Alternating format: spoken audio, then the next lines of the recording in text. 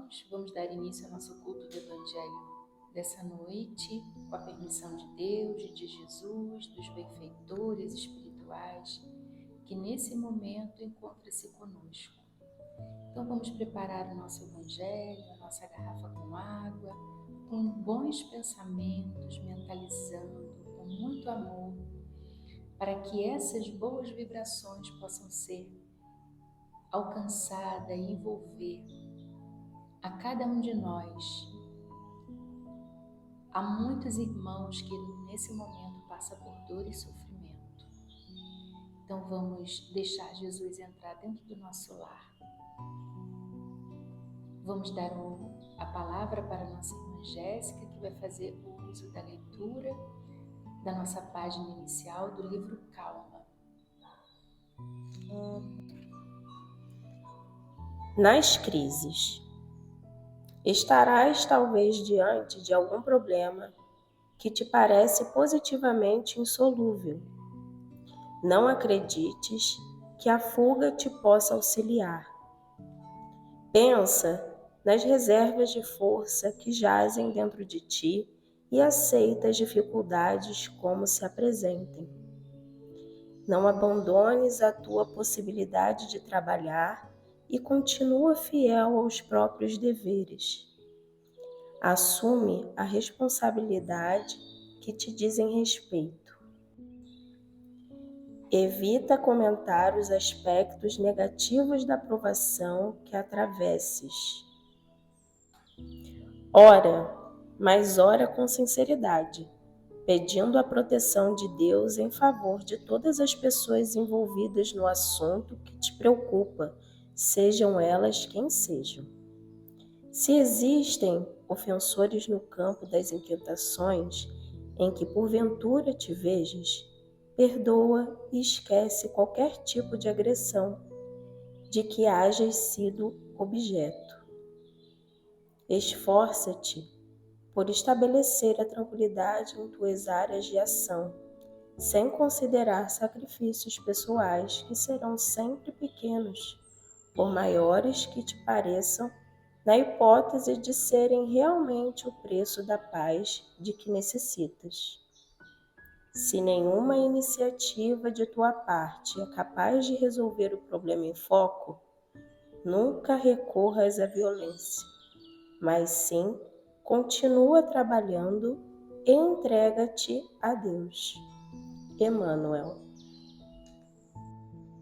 Amados mensageiros do bem, espíritos que fazem a vontade do Senhor, que estão aqui conosco, reunidos nessa bendita noite, nesse momento onde recorremos ao Evangelho de Jesus para iluminar o nosso lar. Senhor Jesus, Mestre, modelo e guia, amigo de todas as horas, Tua palavra nos basta, Senhor, nos consola, nos levanta, nos fortalece. Por isso, Senhor, nos reunimos aqui para orar, estudar, ouvir mais uma vez, Senhor, os Teus ensinamentos, a consolarem os nossos corações. A Deus, que é nosso Pai, agradecemos essa oportunidade. Como é bom, Senhor, termos esse momento de paz em nossas mentes, termos esse momento de paz em nossos corações, para sentir-te, Senhor, junto a nós, para sentirmos os nossos protetores amigos, espíritos que velam particularmente por cada um de nós. Momentos, Senhor, que fazem com que a gente repense as nossas atitudes, refletindo sobre as suas palavras, sobre as páginas lidas, as mensagens que são trazidas do mundo espiritual. Momento de elevação espiritual, onde pedimos e permitimos que os bons espíritos possam estar conosco, fazendo a asepsia da nossa mente, do nosso lar, de cada cômodo da nossa casa, visitando e removendo de lá, de cada cantinho, os miasmas deletérios que muitas das vezes nós mesmos criamos, Senhor. Agradecemos então por essa higiene espiritual no nosso lar. E de corações, Senhor, compenetrados no bem, queremos interceder pelos que sofrem e choram, pelos que têm as suas casas, mas elas não são um lar, Senhor.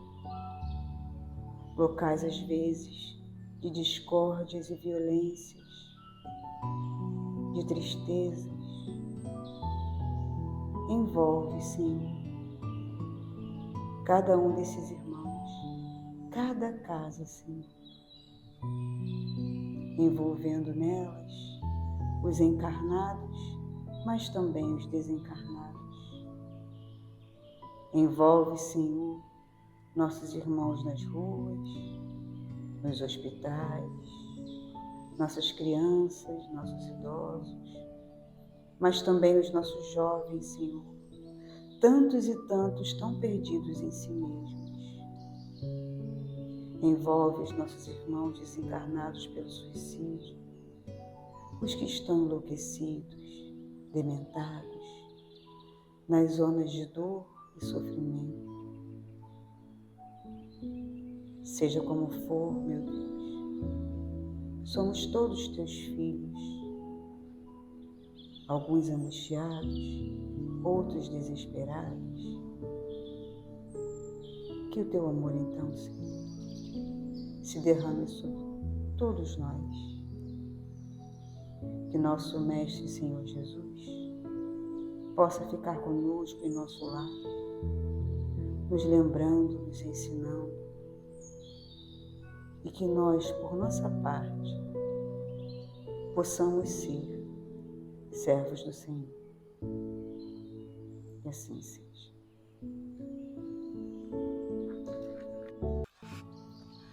O Evangelho segundo o Espiritismo, capítulo 1. Não vim destruir a lei.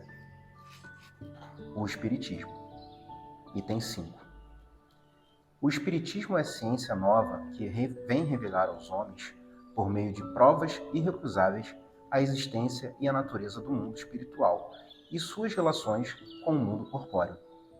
Ele nos mostra não mais como coisa sobrenatural, porém, ao contrário, como uma das forças vivas e sem cessar atuantes da natureza, como a fonte de uma imensidade de fenômenos até hoje incompreendidos, e por isso relegados para o domínio do fantástico e do maravilhoso. É essas relações que o Cristo alude em muitas circunstâncias, e daí vem que muito do que ele disse permaneceu ininteligível ou falsamente interpretado. O Espiritismo é a chave com o auxílio do qual tudo se explica de modo fácil. Item 6. A lei do Antigo Testamento teve em Moisés sua personificação. A do Novo Testamento tem-na no Cristo. O Espiritismo é a terceira revelação da lei de Deus, mas não tem a personificá-la nenhuma individualidade, porque é fruto do ensino dado não por um homem, e sim pelos Espíritos, que são as vozes do céu, em todos os pontos da terra, com o concurso de uma multidão inumerável de intermediários.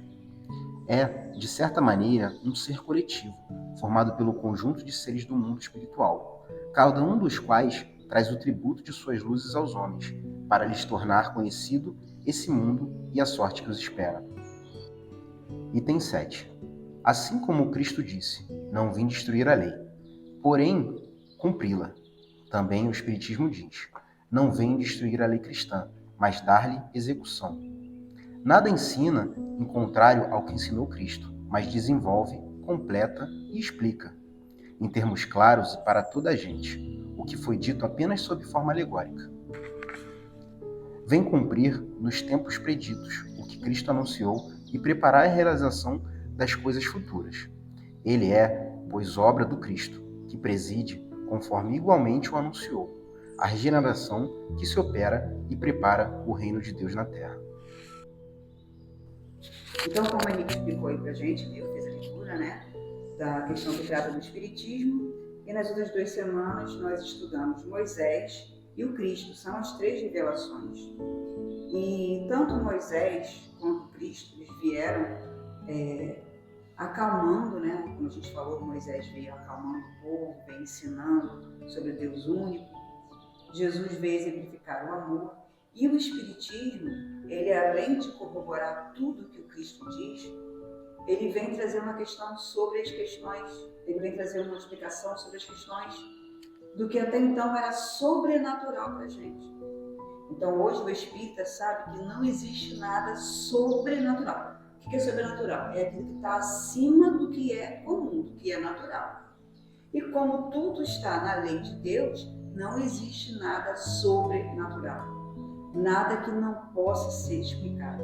Então Jesus traz muitas coisas, muitas explicações, fala às vezes com um véu de alegoria, que depois a gente vai compreender, igual quando ele fala Nicodemo sobre a reencarnação, né, que é um dos nossos próximos capítulos, né? Mas pode vir a reino dos céus para nascer de novo, que ele vai ter essa conversa com Nicodemos.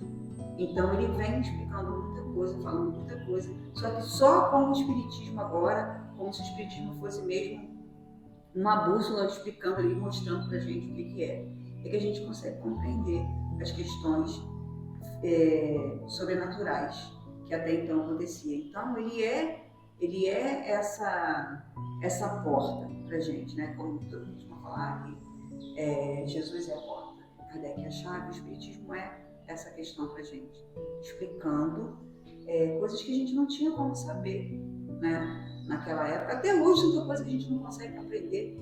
As questões mediúnicas, a gente tem aí todo o ensino, tem livros médios, tem os livros subsidiários, mas muita coisa de mediunidade a gente não consegue, nem a conexão mediúnica com o espírito, a gente sabe que o espírito não entra dentro da gente, que é só uma aproximação, ligação de perispírito, a gente tem essa dificuldade de compreender, né? E Kardec vem ajudar a gente, né, os espíritos, na verdade, a doutrina não é de Kardec, vem auxiliar a gente nessa compreensão. E vem no tempo certo. Muitas pessoas falam assim, por que o Espiritismo não veio antes? Por que o Espiritismo não chegou logo antes de tudo isso? Porque a gente não ia conseguir aceitar. Hoje a gente tem dificuldade, às vezes o espírita tem dificuldade de aceitar. Haja visto aí o tempo de... Foi no tempo que começou as reflexões filosóficas, né? Que a gente começou a tentar entender quem era o ser eu, né? O ser humano pensante. Exatamente. E a gente tem aí os livros de Kardec, de André Luiz com Chico Xavier, O Nosso Lar. Ele ficou quanto tempo guardado? Porque disseram que Chico Xavier estava obsidiado, né? Os livros da Dona Ivone, que falavam do mundo espiritual, do local específico aonde os espíritos que desencadearam pelo suicídio ficavam presos, e ela precisou guardar tudo isso. Quantas questões que a gente tem aqui, a gente não podia dizer, então o espiritismo veio na época acredita, né? Na verdade, eu acho que o tempo, nesse caso, é devido à maturação justamente da evolução. Se ele viesse antes, seria como você tirar uma fruta amarela do pé e aí ela ainda não estaria madura. Não estaria com todos os componentes do amadurecimento da fruta. Então, acho que é isso. A gente precisa passar pelas etapas do aprendizado para que o amor assentasse, o amor que o Cristo prometeu, assentasse de forma permanente, né? Se o Cristo viesse trazendo amor naquela época ainda para os não maduros, não estaria assentado ainda no ser humano. Então eu acho que é por isso que veio um de cada vez no tempo certinho, por isso que ele falou que a gente não teria ainda o entendimento para esse amor que ele queria falar. Acho que é isso. O Espiritismo também, sendo a terceira revelação, né, está dizendo aqui, ele não veio personificado em ninguém. Por isso que a gente fala tantas vezes que nós não somos kardecistas. Porque o Espiritismo, né, a primeira revelação veio personificada em Moisés. A segunda revelação veio personificada no Cristo. A terceira revelação veio personificada no Espiritismo, não numa pessoa, não em Kardec.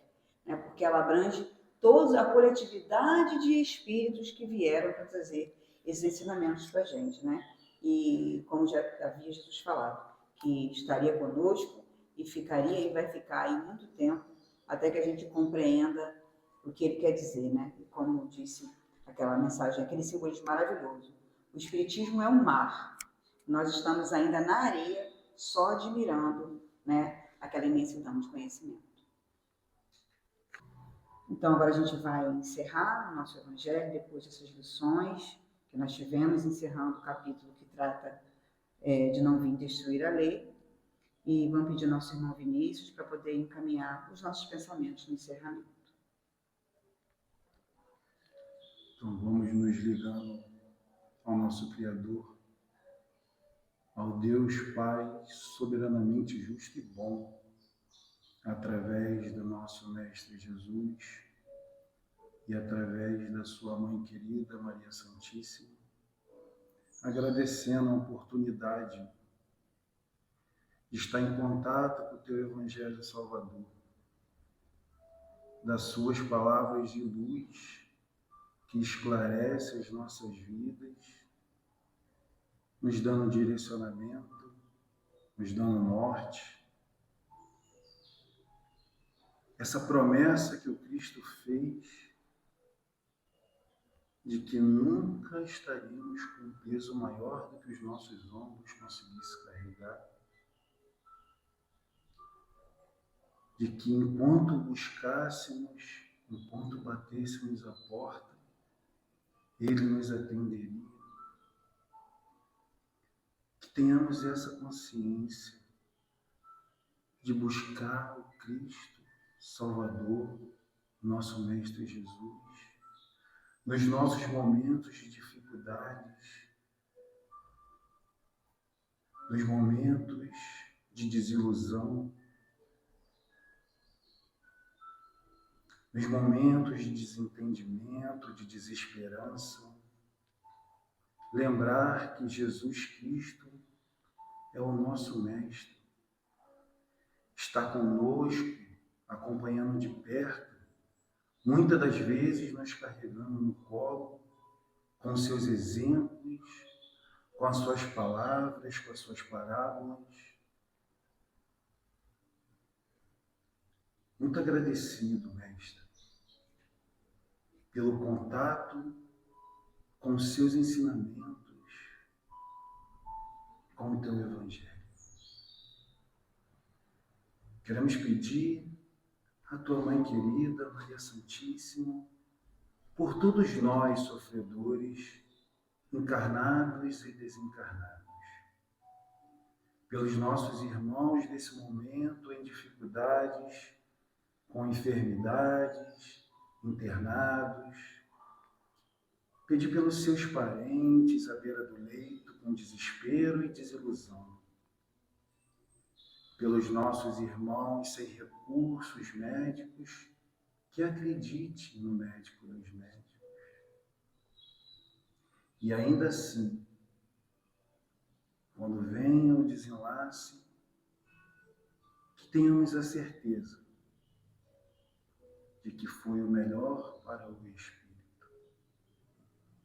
Mãe Santíssima, acalenta os nossos irmãos nesse momento, com dificuldades, alimentação nas suas casas, desentendimentos, brigas, desavença nas famílias.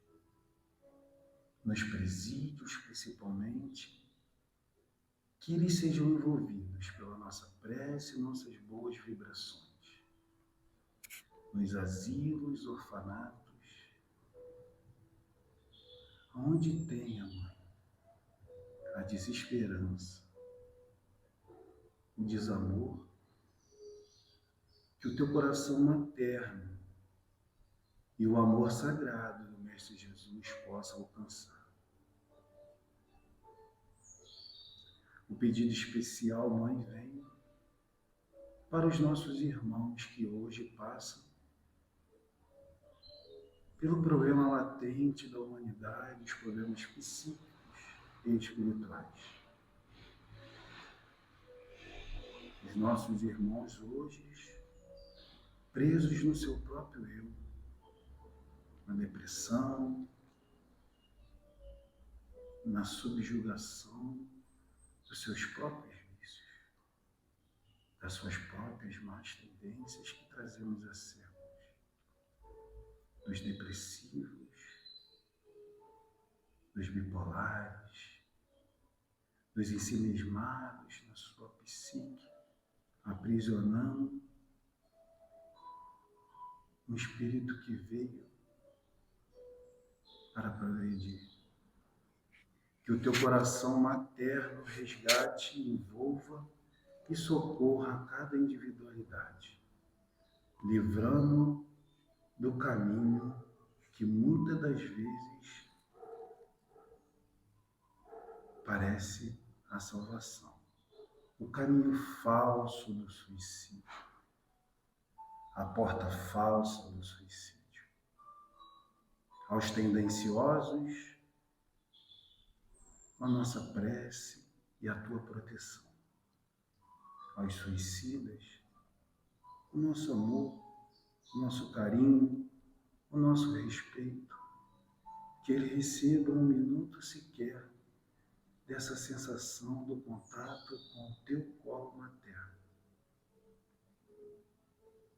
No vale, onde a dor e ranger de dente, que seja invadida agora pelas boas vibrações das nossas preces.